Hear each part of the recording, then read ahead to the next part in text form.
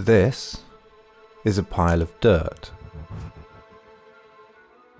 This is a blot, a stain, a mark. This is a pollutant, litter, trash, rubbish, refuse, junk.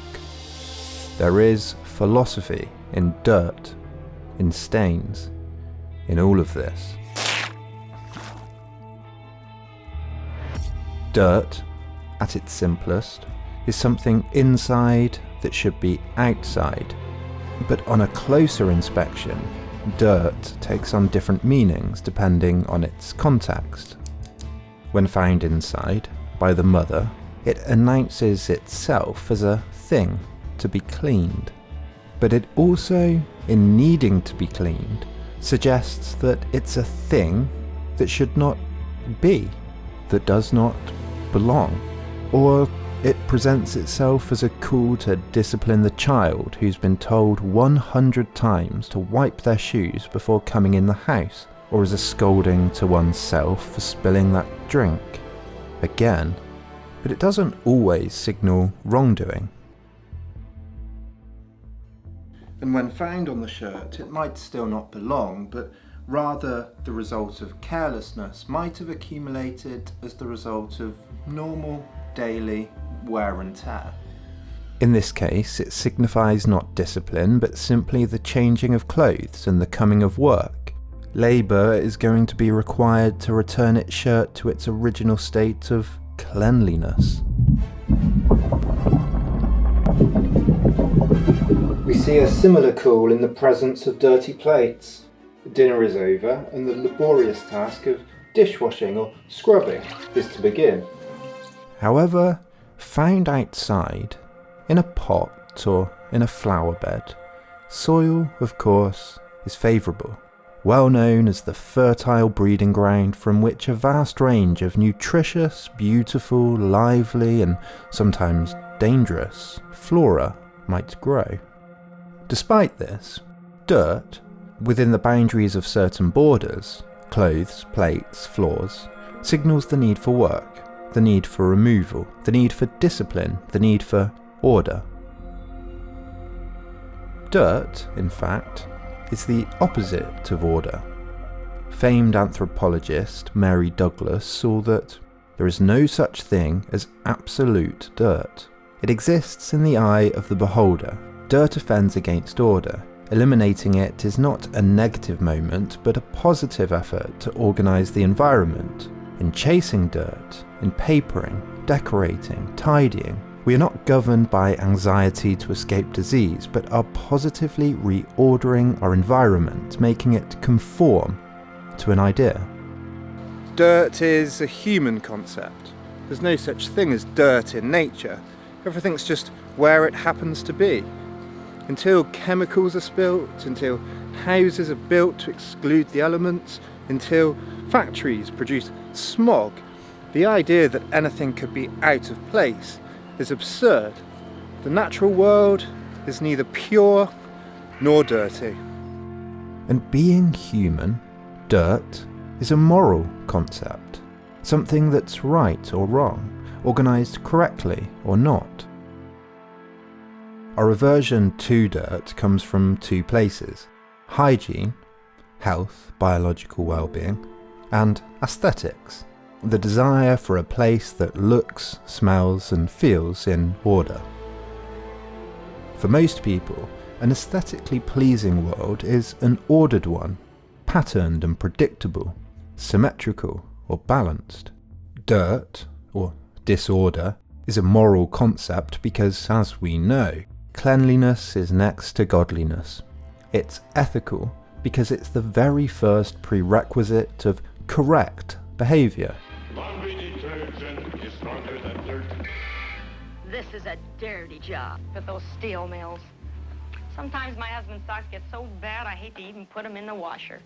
But Ajax must have something real powerful. To exclude that which harms the body, that offends the nose, that burdens the eyes. Cleanliness being next to godliness is the reason for the prohibition on pig meat, which comes, to the primitive eye, from dirty creatures. Well, how about litter? In the case of the crisp packet dancing in the wind, the chewing gum stuck stubbornly to the pavement, the cigarette stubbed and flicked, the cause, as we know, was much more likely to be deliberate. The result is still something that does not belong, aesthetically, ecologically, but littering seems to be much more deliberate than getting dirty, say. The cause, we must assume, was something more individualistic, more selfish, more antisocial. What leads a person to place their own desire to rid themselves of the most negligible of burdens for just a minute to impose their waste instead without a care onto the rest of society? Hard to say, if there's no such thing as society. And so here we get to one of the roots of dirt, litter, and pollution: care. To take on the work required to move things away from a position that offends our sense of aesthetic, biological, or ecological health, our sense of order, is an act of simple ethical care. And it's a belief that the expenditure in energy from doing the thing will result in greater gains in the long term, that the extra work of not polluting will be better for everyone in the end. That if I hold on to my litter just a few minutes longer, everyone else might do too. You could be a utilitarian about dirt. Can we imagine a perfectly clean world, a pure one, where everything is just in its place, everything is ordered? What is order? To order something is to assign belonging to it, to ask where it should fit and place it there. To standardise, to make regular, to predict, so I can find this bowl in here, and this glass in here, and this vegetable in here, to use at certain times, to provide certain needs. The systematic exclusion of dirt might be said to be a product of the Enlightenment's desire to classify, categorise, and ask where this thing and that thing belongs. Encyclopedias became popular as explorers and capitalists demanded knowledge of far-off lands, species, minerals, plants, people. Order is the process of placing things where they belong, of trimming off the excess, of warning of the dangers, so that we can achieve something more efficiently. We want patterns that speed things up, make things easier, give us more free time, produce no negative effects, no dirt, no pollution, no litter. Now, if Mary Douglas is correct in saying that dirt is not a concept found in nature, but only in the human view of nature, then there is no dirt, litter, or pollution without the people that produce it. There's always someone behind the dirt, responsible for the dirt, at fault for dirt. Dirt is people. The dirty people burden me, slow me down, give me work, make me unhealthy. They cause me discomfort. The Enlightenment wanted to clear all of this away. Sewage, slums, cholera-infected water, and instead plumbing, sinks, detergent, vacuum cleaners. Utopia is the elimination of all that's a burden to life and health, the exclusion of all dirt, order. Utopia is the elimination of everything that doesn't fit the pattern. Order is the perfect pattern. Patterns are predictable. This is why Zygmunt Bauman reminds us, the arrival of the stranger has the impact of an earthquake. Who is this? What are they like?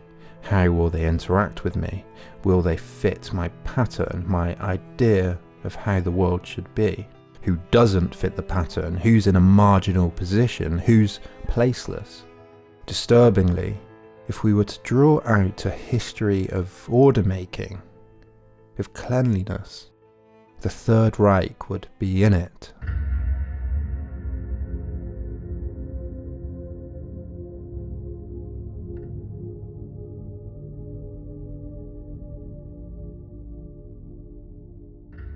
Hitler's vision was based on the premise that all dirt could be removed and ultimate order achieved. Cynthia Ozick saw the final solution as an aesthetic solution. She said it was a job of editing. It was the artist's finger removing a smudge. It simply annihilated what was considered not harmonious. Adolf the artist, Adolf the environmentalist. Further back, as Foucault observed, at the birth of the will to scientific order-making, the mad, the employed, the homeless were all locked up together.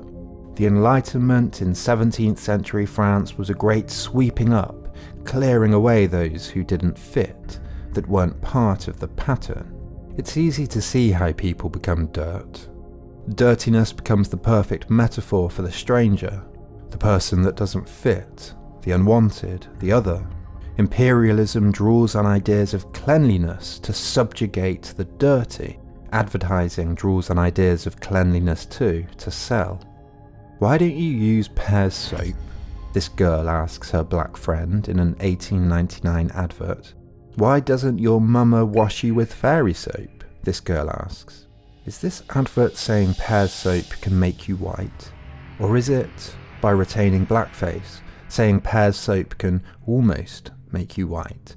Or is it saying, don't worry, they'll never be white?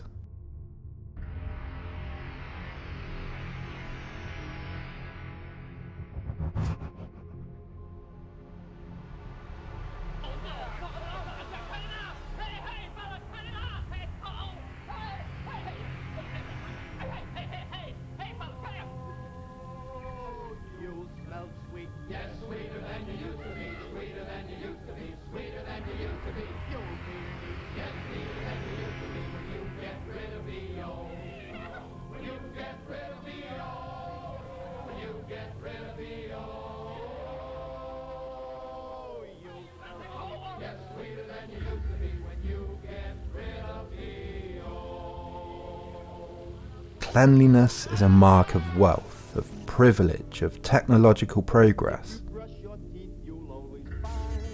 Why do we call people we don't trust slimy? Sartre tells us that slime is disturbing because only at the very moment when I believe that I possess it, behold, by a curious reversal, it possesses me. If an object which I hold in my hands is solid, I can let it go when I please. Yet here is the slimy reversing the terms. I'm suddenly compromised. I open my hands, I want to let go of the slimy, and it sticks to me, it draws to me, it sucks at me. I'm no longer the master. The slime is like a liquid seen in a nightmare. If I dive into the water, if I plunge into it, if I let myself sink into it, I experience no discomfort, for I do not have any fear whatsoever that I may dissolve into it. I remain a solid in its liquidity. If I sink in the slimy, I feel that I'm going to be lost in it. To touch the slimy is to risk being dissolved in sliminess. Slime, like dirt, invades me like a foreign substance, conquers me, takes away some of my freedom. In the same way, the person we don't trust is unknowable. In the same way, dirt upsets the predictability of the pattern. It doesn't fit into the plan. It isn't orderable.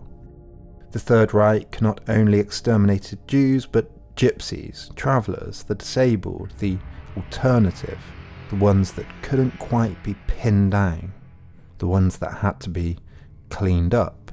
Totalitarianism offered a world without dirt, a perfectly pure world, a clean world of efficiency and order. Blood and soil, rootedness, ecological fascism. For the Nazis, soil and roots, ecology and people could all be in their place, pristine, like the mechanisms of a perfectly designed watch, ticking predictably.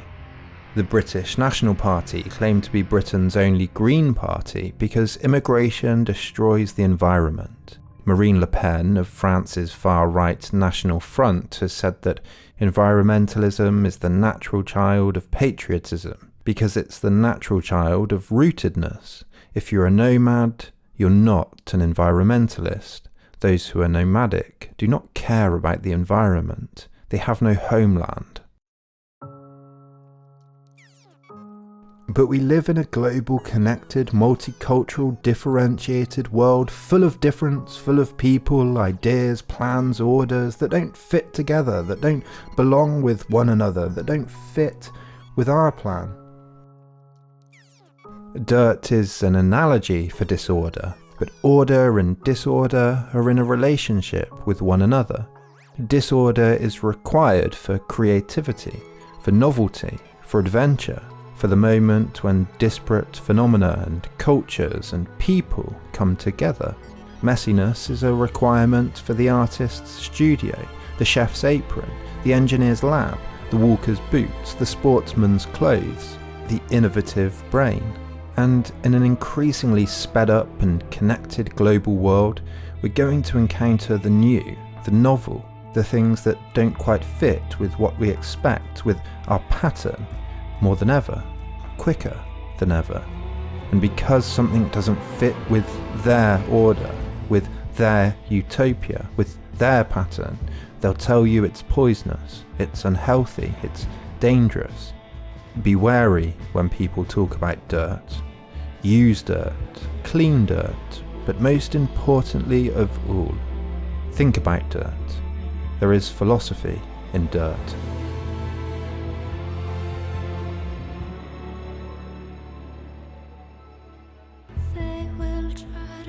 Thank you as always for watching, and a huge thanks of course, as always, to my Patreons, without which this just wouldn't be possible. So if you want to see scripts, if you want to chat in the Discord server, if you want your name in the credits, but most of all, if you just want to help support, make this content, then click the link in the description below. If not, you can like, you can share, you can leave a comment, all those things that help the algorithm. Thank you so much, and I'll see you next time.